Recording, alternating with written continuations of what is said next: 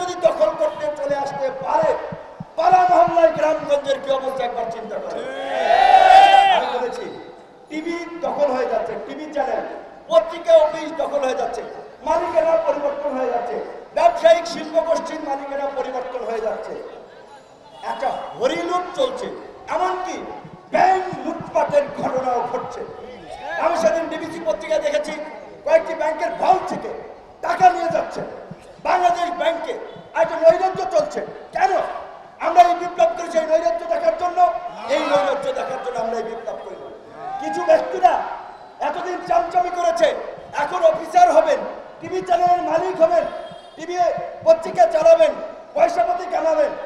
একজন ব্যবসায়িকটা এখন আপনারা মালিকেরা পরিবর্তন করে নেবেন। এটিকে হরিলুটের বাংলাদেশ গড়ার জন্য আমরা তো ত্যাগ স্বীকার করেছি, এত রক্ত দিয়েছি। সেটা হবে না, হবে না।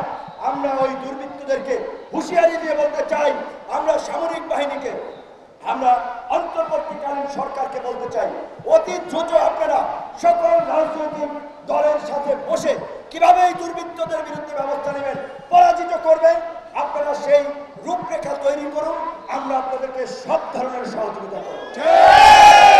আজকে আমার বাড়িতে বরিশাল, জানেন তো, নতুন এলাকা লঞ্চঘাট দখল হয়ে যাচ্ছে। এইবার খাবে এক গ্রুপ খেয়াঘাট, ওইবার খাবে আরেক গ্রুপ। অলরেডি ভাগ বাটোয়ারা লুটপাট একটা শুরু হয়ে গেছে। যেতে না যেতেই কোন সরকার, রাজনৈতিক সরকার কি ক্ষমতা এসেছে? আগে রাজনৈতিক দলের উৎপাদ এইভাবে বেড়ে গিয়েছে। নিরীহ মানুষের উপরে হামলা হচ্ছে, বাড়িঘর দখল হচ্ছে। এই পরিস্থিতি চলতে দেওয়া যায় না।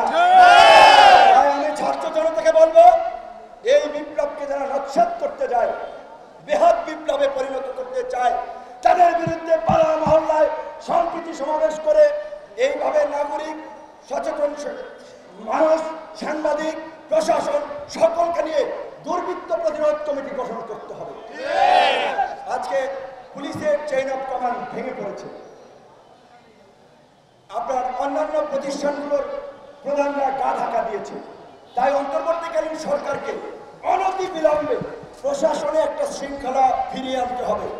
পুলিশ প্রশাসন সহ সরকারি কর্মকর্তা কর্মচারীদের মধ্যে যারা এই ফাসিস্ট শক্তির লেজুর ভিত্তি করেছে, গোলামি করেছে, দালালি করেছে, জনগণের বিরুদ্ধে অবস্থান নিয়ে গণবিরোধী কর্মকাণ্ড করেছে, অনতি বিলম্বে তাদেরকে চিহ্নিত করে চাকরিচ্যুত করে বিচারের মুখোমুখি করতে হবে। এনএসআই, ডিজিএফআই সহ সকল গোয়েন্দা সংস্থার প্রধানদেরকে বিচারের মুখোমুখি করতে হবে, কারণ তারা এই গণহত্যা এবং এই নৈরাজ্যে এই সরকারের সহযোগী ছিল। আগেই আন্তর্জাতিকভাবে একটি ডেথ স্কোয়াড বাহিনী হিসেবে পরিচিত হয়েছে। র্যাব যখন বিএনপি আমলে গঠিত হয়েছিল তখন আওয়ামী লীগ বলেছিল র্যাব তারা ক্ষমতায় গেলে বিলুপ্ত করবে, কিন্তু আওয়ামী লীগ গত এই 15 বছরে র্যাবকে একটি খুনি গুম বাহিনীতে পরিণত করেছে, যেই কারণে মার্কিন যুক্তরাষ্ট্র র্যাবকে নিষেধাজ্ঞা দিয়েছে। কাজেই আওয়ামী লীগ বিএনপি করে নাই, অন্তর্বর্তীকালীন সরকারকে করতে হবে, র্যাবকে বিলুপ্ত করতে হবে।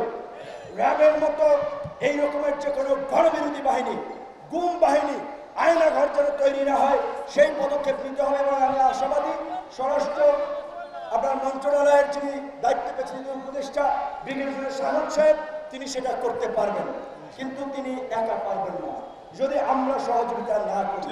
তাই আমি আজকের এই সমাবেশে আমি আগেই বলেছি, আমি জ্বালানি বক্তব্য রাখবে না, কয়েকটি দিক নির্দেশনামূলক কথা বলতে চাই।